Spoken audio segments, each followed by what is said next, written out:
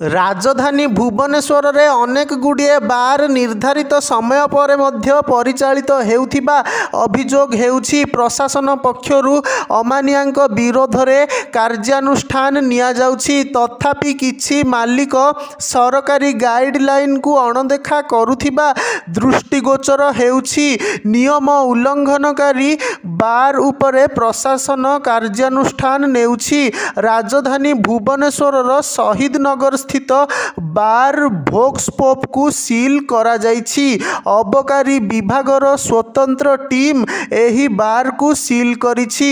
ଅବକାରୀ ବିଭାଗ ପକ୍ଷରୁ କୁହାଯାଇଛି ଯେ ସରକାରୀ ଗାଇଡଲାଇନକୁ ଏହି ବାର୍ରେ ଅଣଦେଖା କରାଯାଉଥିଲା। ଅବକାରୀ ବିଭାଗ ଜାଣିବାକୁ ପାଇଥିଲା ଯେ ବାର୍ ଭୋକ୍ସପୋପ୍ ବିଳମ୍ବିତ ରାତି ଯାଏଁ ଚାଲୁଥିଲା। ଅତି ବେଶୀରେ ଅନୁମତି ନେଇଥିଲେ 1:30 ଯାଏଁ ବାର୍ ଖୋଲିପାରିବାର ନିୟମ ରହିଛି। ହେଲେ ଏହି ବାର୍ ଭୋର 4ଟା ଯାଏଁ ଖୋଲା ଥିବା ଜାଣିବାକୁ ପାଇଥିଲା ଅବକାରୀ ବିଭାଗ।